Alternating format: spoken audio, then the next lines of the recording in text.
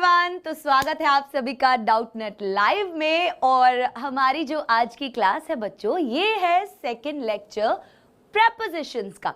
मतलब पिछले लेक्चर में हमने प्रेपोजिशन शुरू कर दिए थे ना। तो प्रेपोजिशन स्टार्ट कर चुके थे और हम प्रेपोजिशन ऑफ टाइम और प्रेपोजिशन ऑफ प्लेस जो है वो पढ़ रहे थे। अब आज भी हम क्या करेंगे, कुछ और प्रेपोजिशंस के बारे में बात करेंगे कि उन्हें हम कहाँ-कहाँ वाक्य के अंदर इस्तेमाल कर सकते हैं।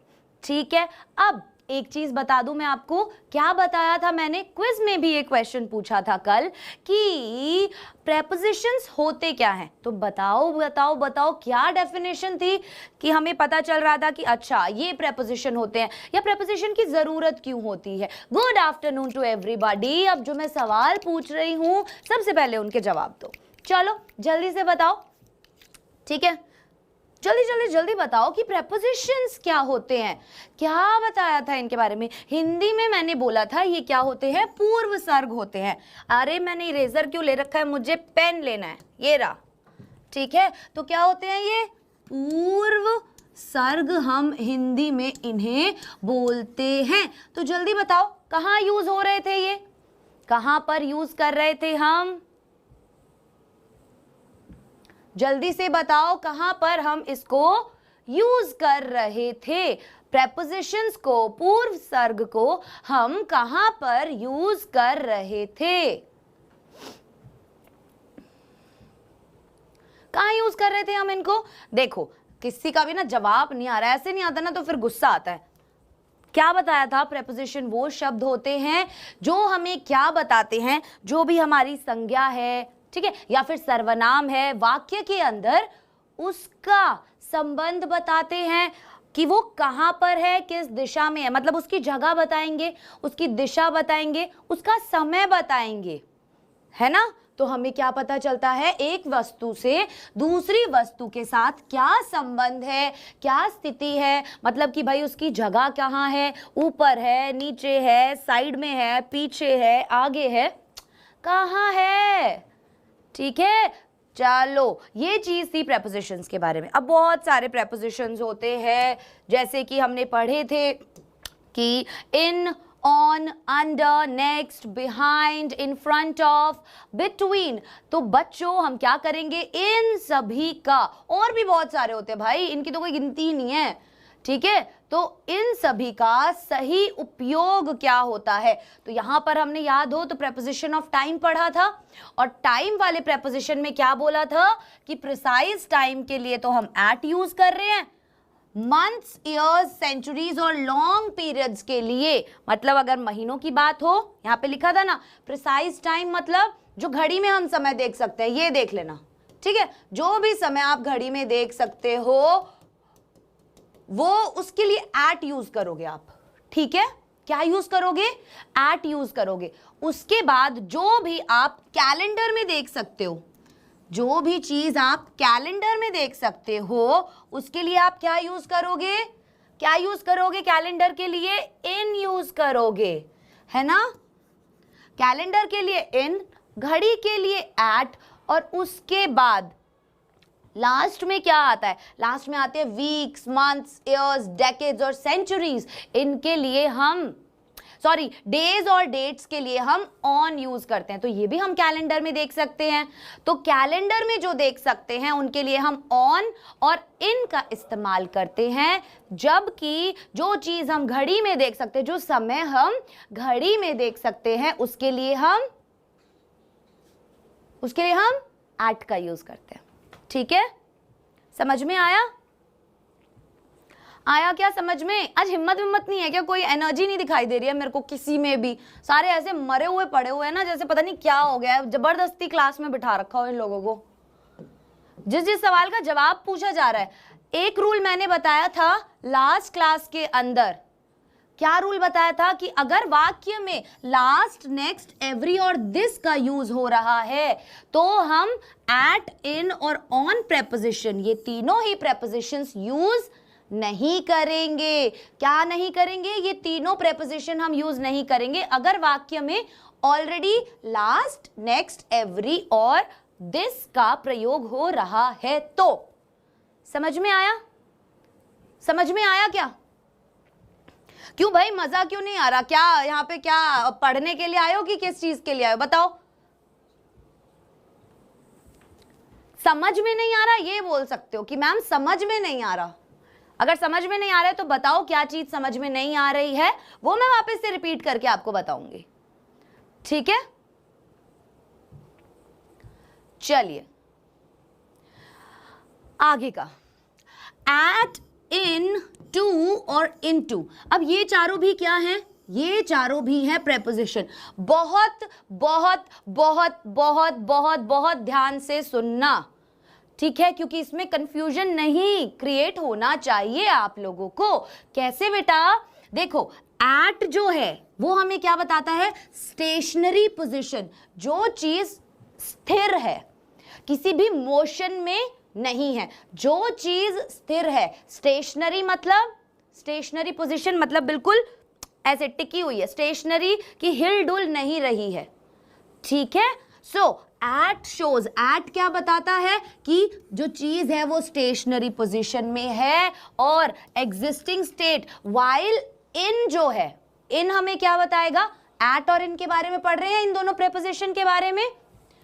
एट तो बताएगा हमें स्टेशनरी पोजीशन के बारे में या फिर उसकी एग्जिस्टिंग पोजीशन। एग्जिस्टिंग मतलब इस समय वो किस पोजीशन में, मतलब मान लो मैं बोल रही हूं ये पेन जो है वो रेस्ट पे है इस समय, तो एग्जिस्टिंग अभी वर्तमान में एट पॉइंट उसकी क्या स्टेट है कि वो रेस्ट में है। अगर ऐसे घूमने लग जाए तो ये मोशन में हो जाएगा। ठीक है, तो क्या है यहां पर? इन का यूज कम करेगा कब? जब भी हमें मूवमेंट दिखाना होगा। इनका यूज कब होगा? जब भी हमको क्या दिखाना होगा? कोई भी मूवमेंट दिखाना होगा। और एट का यूज कब होगा? जब हम बिल्कुल स्ट्रेट खड़े हैं, एग्जिस्टिंग पोजीशन, जैसे मैं अब बिल्कुल स्ट्रेट खड़ी हूं और अगर मैं मूव करने लग जाती हूं तो वो होती है मूवमेंट वाली। ठीक है, समझ में आ रहा है? चलो अब एग्जाम्पल दिखाते हैं, एग्जाम्पल में कैसे यूज होता है वो देखना। शी इज एट होम, वो कहाँ है? वो घर पर है। घर क्या होता है? घर क्या होता है? चलता फिरता रहता है क्या? एक जगह ही रहता है। शी इज एट होम मतलब उसकी एग्जिस्टिंग प्लेस क्या है? इस समय वो कहां पर है? इस समय वो कहां पर है? घर पर है। घर क्या है? स्टेशनरी। और अभी उसकी एग्जिस्टिंग प्लेस क्या है? इस समय वो कहां पर है? तो अभी वर्तमान में जो उसकी एग्जिस्टिंग प्लेस है वो उसका होम है, इसीलिए हमने क्या यूज किया? एट यूज किया। हमने ये नहीं बोला शी इज इन होम, वो गलत हो जाता। The train is in motion, जब कोई चीज मूवमेंट कर रही थी, मोशन में थी, चुक चुक चुक चुक चुक चुक चुक चुक चल रही है, तो मतलब वो मोशन में है और उसके लिए हमने इन यूज किया। हमने यहां ये नहीं लिखा कि the train is at motion. तो एग्जाम के अंदर हमेशा इसी तरीके के सवाल आएंगे। किस तरीके के सवाल आएंगे? एट की जगह इन लिख देंगे, इन की जगह एट लिख देंगे। आपको पता होना चाहिए एट होता है स्टेशनरी पोजीशन के लिए। एट वाक्य में यूज होगा स्टेशनरी पोजीशन बताने के लिए, दिमाग में डाल लो। और इन यूज होगा मोशन बताने के लिए। ठीक है, चुक चुक चुक चुक चल रहा मतलब मोशन हो रहा है ना? समझ में आया? Yes, the train stopped at a station. So at कब यूज हुआ? जब ट्रेन रुक गई, मोशन में नहीं थी। राइट? समझे क्या? समझे क्या? जल्दी बताओ। एट और इनटू, एट और इनटू आ गया ना समझ में? इसमें कोई कंफ्यूजन नहीं होगा ना? अब पक्का नहीं होगा? आगे बढ़ते हैं। सॉरी, एट और इन, इनटू बोल रहे हो, बोल भी नहीं रहे हो कि मैम गलत बोल रहे हो। उसके बाद एट जो है वो यूज होता है स्मॉल प्लेस के लिए, जैसे टाउन एटसेट्रा। जबकि इन जो है वो बड़ी प्लेस के लिए यूज होता है, बिग प्लेस के लिए, जैसे town, city, country etcetera. In for big place, at for small place. यहां टाउन नहीं आएगा, जैसे हम बोलते हैं ना कि हाउस वगैरह के लिए, कि घर पर है, ठीक है, शॉप पर है, मार्केट में है, तो ये क्या हुआ? ये छोटी प्लेस हुई, क्या हुई बच्चों, ये छोटी प्लेस हुई है ना, तो इसके लिए हम एट का यूज करेंगे जो स्मॉल प्लेस के लिए होता है, स्कूल वगैरह हुआ, कोई भी छोटी जगह। बड़ी जगह पूरा टाउन हुआ, सिटी हुई, कंट्री हुई, उसके लिए इन का प्रयोग किया जाता है। Example, he lives at Alwar in Rajasthan. अब वाक्य में राजस्थान के कंपैरिजन में अलवर जो है वो छोटा है कि नहीं है? राजस्थान के कंपैरिजन में अलवर जो है वो छोटा है, तो इसीलिए हमने ही लिव्स एट अलवर, वो अलवर में रहता है जो कि राजस्थान में है ना, तो उसने लिखा she lives at Alwar in Rajasthan. समझे? आप ऐसे नहीं लिख सकते थे कि he lives in Alwar in Rajasthan, he lives in Alwar in Rajasthan, ये गलत हो जाता। ठीक है, ये क्या हो जाता? गलत हो जाता। समझे? समझे? समझे? समझ में आया थोड़ा बहुत?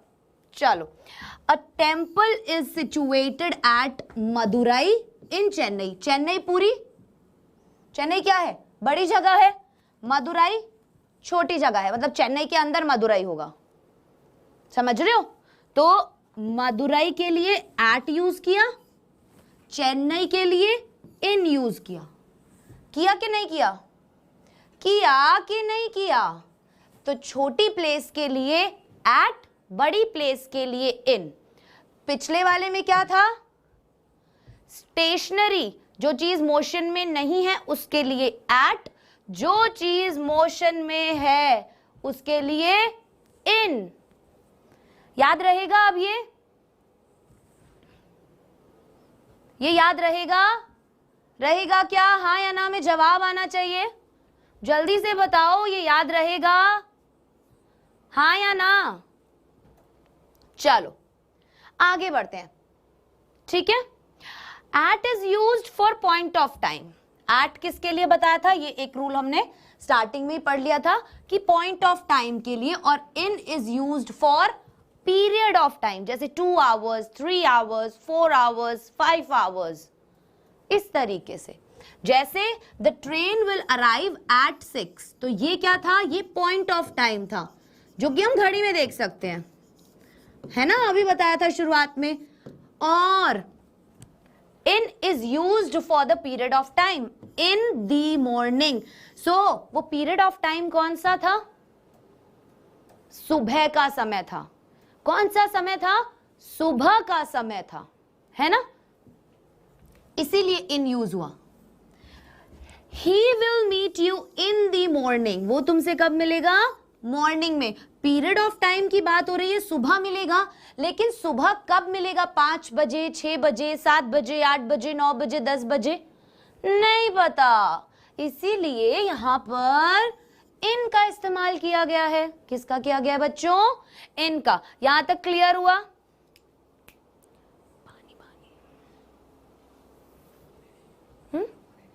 क्या? ठीक है, so the train will arrive at 6 in the morning। तो पॉइंट ऑफ टाइम याद रहेगा?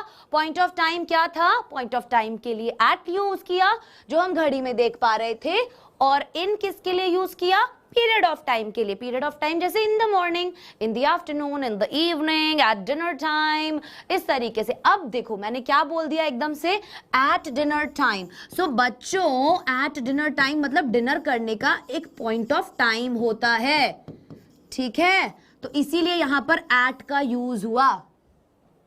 जैसे मैं बोलूं एट मिडनाइट, तो मिडनाइट आपको पता है क्या होता है? मिडनाइट, मिडनाइट क्या होता है? मतलब आधी रात, बिल्कुल आधी रात। आधी रात मतलब रात के 12 बजे, है ना? समझ में आया? बताओ यार, समझ में आया क्या? जल्दी जल्दी बोला करो, फटाफट।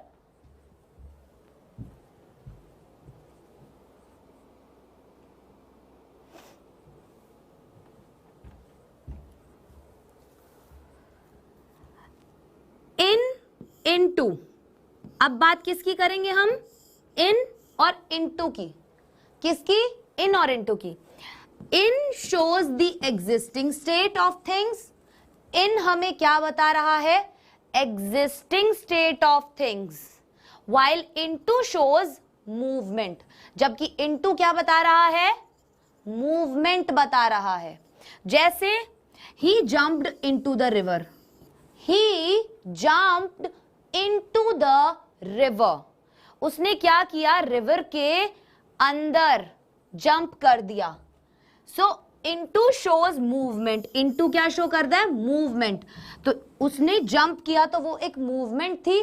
किसके अंदर जंप किया? नदी के अंदर जंप किया। There are 3 students in the class, class के अंदर कितने स्टूडेंट्स हैं? 3 स्टूडेंट्स हैं। क्लास के अंदर कितने स्टूडेंट्स हैं?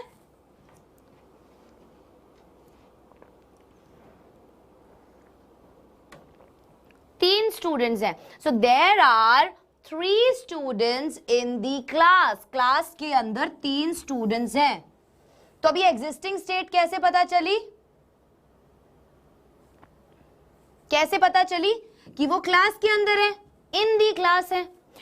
इनका इस्तेमाल बच्चों can also be used as adverb, adverb की तरह यूज भी हो सकता है। जैसे हम लिखे यहां पर कम इन, तो कम क्या है? वर्ब। अब इसको क्वालिफाई क्या कर रहा है? इन क्वालिफाई कर रहा है, तो ये क्या हो गया? एडवर्ब। हमें क्या पता चला कि आना तो है, लेकिन कहां आना है? अंदर आना है। कहां आना है? अंदर आना है। कहां आना है?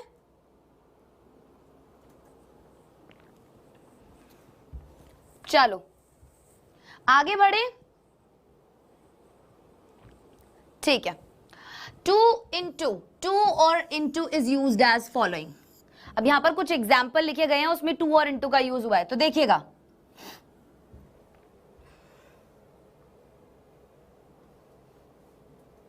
हाँ, in the direction of turn to the right, destination I am going to Jaipur, until from Monday to Friday 5 minutes to 10.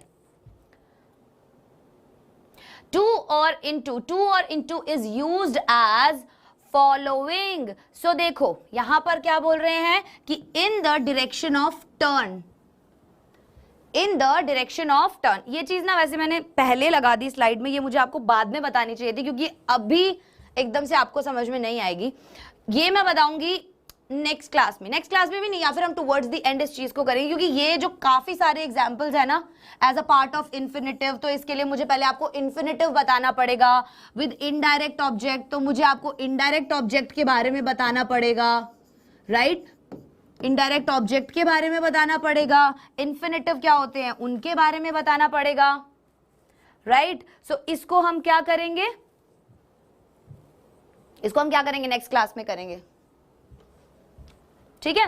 जैसे ये यहाँ पे कुछ एग्जांपल्स तो आप इजीली देख सकते हो कि इन द डायरेक्शन ऑफ, अब ये बोल रहे हैं कि डायरेक्ट टू का यूज कहां हम करते हैं? इन द डायरेक्शन ऑफ। जैसे टर्न टू द राइट, हमें बताना था कि भाई राइट की तरफ टर्न लो, है ना? तो हमने टू का इस्तेमाल किया। तो जब भी हमें डायरेक्शन बताना है तो हम उसके लिए यूज करेंगे टू को। तो ये हम करेंगे नेक्स्ट क्लास में, जब मैं आपको अच्छे से चेंज ऑफ कंडीशन के बारे में बताऊंगी, इन्फिनेटिव के बारे में पहले बताऊंगी, इनडायरेक्ट ऑब्जेक्ट्स के बारे में बताऊंगी, एंड आफ्टर दैट मैं इनका एग्जाम्पल जो है वो बताऊंगी, ठीक है? आगे बढ़ते हैं। ऑन और ऑन टू का यूज देखते हैं अब। On can be used for both existing position and movement.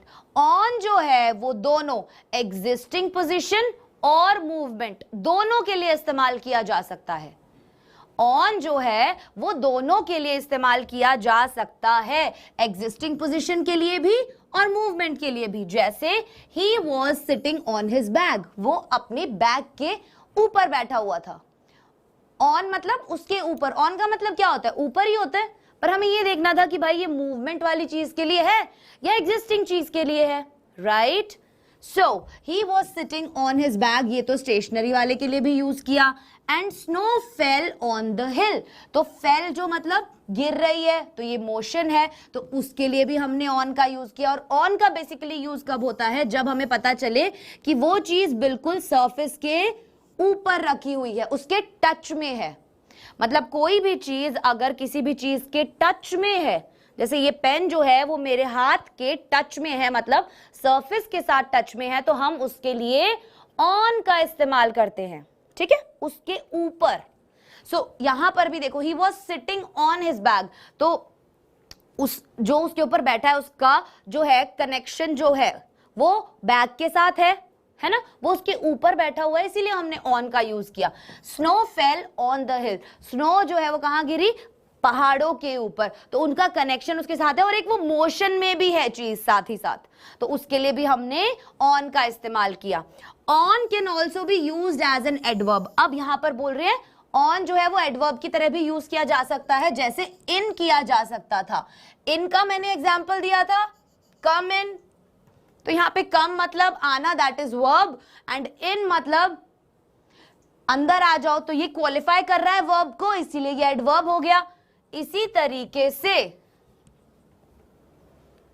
तरीके से snow fell on the hill, so on can be used as an adverb, इसको हम एडवर्ब की तरह यूज कर सकते हैं, जैसे गो ऑन, गो क्या हो गई, वर्ब हो गई, और यहां पर जो ऑन का मतलब है वो क्या है, चलते रहना, गो ऑन, चलते रहो, तो वो लगातार जो बोल रहा है वो ऑन से बताने की कोशिश कर रहा है, ठीक है, इसीलिए हम यहां पर इसको एडवर्ब की तरह यूज कर सकते हैं, वर्ब को क्वालिफाई कर रहा है कि गो मतलब तो जाना, लेकिन गो ऑन बोले तो लगातार चलते रहो, तो क्वालिफाई करा ना इसने जाने के लिए, क्या किया इसने, क्वालिफाई किया ना, इसीलिए यहाँ पे एडवर्ब की तरह भी बहुत सी बार ऑन प्रेपोजिशन का यूज जो है वो किया जाता है। यहां पर ये प्रेपोजिशन नहीं होगा, यहां पर ये एडवर्ब होगा, ठीक है,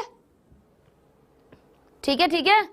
अब बात करते हैं ऑन टू की। ऑन टू क्या कहता है, on to is used when there is movement involving a change of level. On to का यूज कब करेंगे, जब कोई भी मूवमेंट हो रही है लेकिन उसके साथ उसका लेवल चेंज हो रहा है, जैसे people climbed on to their roofs, तो लेवल कैसे बढ़ा, जमीन पर थे और अपनी छत पर चढ़ गए, तो लेवल जमीन से लेके छत पर चेंज हुआ, लेवल क्या है वो चेंज हुआ, लेवल चेंज हुआ, नीचे से वो अब छत पर चढ़ गए, इसीलिए हमने ऑन टू का प्रयोग यहां पर किया, that is people climbed on to their roofs, on to their roofs. तो यहां पे अगर आप लिखोगे ऑन देयर रूफ्स, उससे बेटर है आप लिखो ऑन टू देयर रूफ्स, वो चढ़ गए, they climbed on to their roofs, तो हमें बताना है कि जमीन से वो अपनी छत पर चढ़ गए, तो लेवल जब भी बदलेगा तो क्या यूज करोगे सेंटेंस में,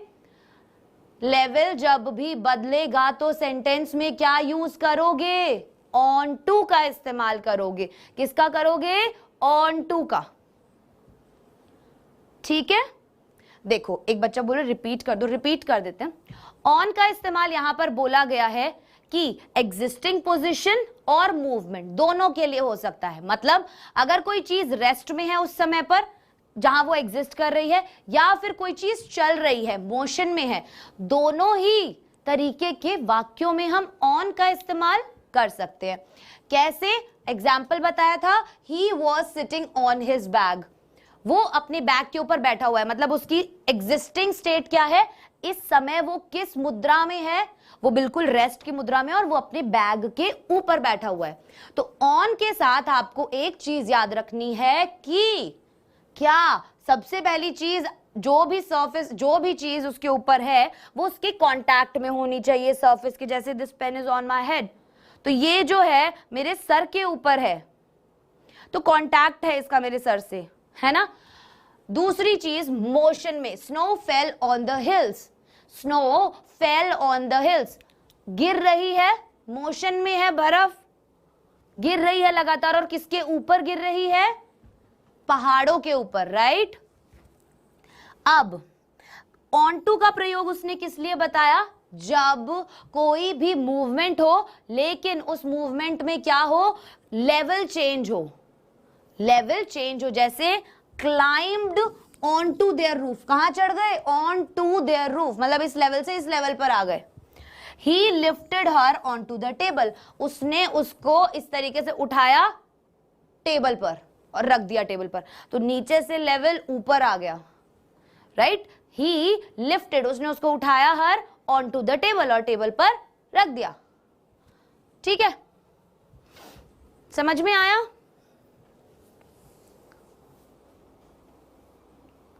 चलो आगे बढ़ते हैं। अब बात करते हैं विद और बाय की। कौन से प्रेपोजिशंस की बात करेंगे अब हम? विद और बाय प्रेपोजिशन की हम बात करेंगे। देखो क्या बात करेंगे। With is used for instruments and by is used for agents.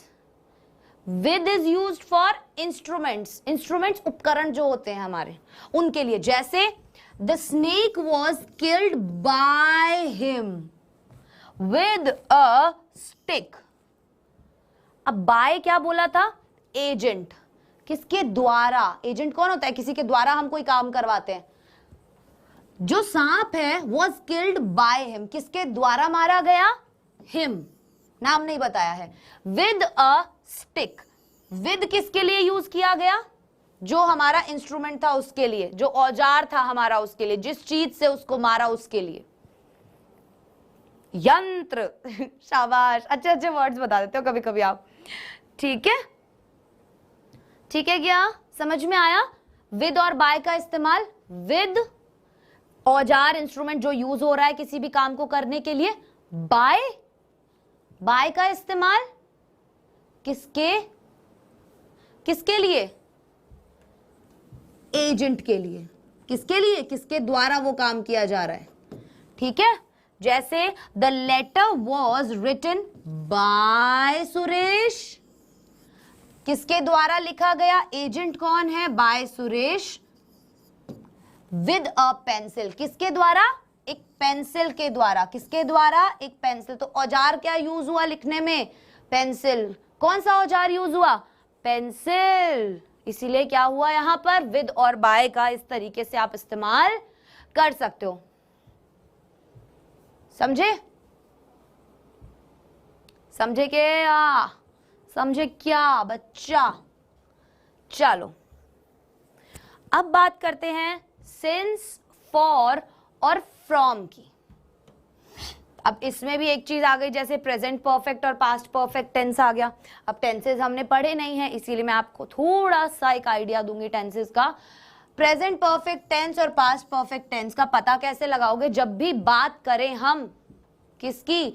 चुका है, चुके हैं, जिस भी वाक्य के अंत में चुका है, चुके हैं। जैसे मैं ये काम कर चुका हूं, तो ये हो गया प्रेजेंट परफेक्ट टेंस। और अगर हम बोले मैं ये काम कर चुका था, तो ये हो गया पास्ट परफेक्ट टेंस, है ना। टेंसेस पढ़ने में तो बड़े मजे आने वाले हैं। अभी थोड़ा सा और रह गया, उसके बाद हम टेंस से शुरू करेंगे। प्रेपोजिशन के बाद कंजंक्शंस वगैरह करेंगे, एक दो चीज और पढ़ेंगे, और फिर हम अपनी टेंसेस की जो क्लास है वो बकायदा शुरू कर देंगे। ठीक है। सो प्रेजेंट परफेक्ट और पास्ट परफेक्ट टेंस का पता चल गया, मतलब चुका हूं और चुका था। ठीक है। Since is often used with present perfect और पास्ट परफेक्ट। सिंस अक्सर कहां यूज किया जाएगा? जब भी बात हो रही होगी प्रेजेंट परफेक्ट या पास्ट परफेक्ट टेंस की, मतलब वाक्य में जब भी कोई ऐसी बात हो कि मैं ये काम कर चुका हूं या मैं ये काम कर चुका था, तब आप सिंस का यूज करोगे। और सिंस जो होता है वो होता है पॉइंट ऑफ टाइम के लिए, और कभी भी आप सिंस का इस्तेमाल प्लेस बताने के लिए नहीं करोगे। प्लेस बताने के लिए नहीं करोगे। ठीक है। As since 6 o'clock last night, last Monday, since morning, evening, Monday, January 2005। क्या किया इन सभी में? सिंस का इस्तेमाल हमने पॉइंट ऑफ टाइम बताने के लिए किया।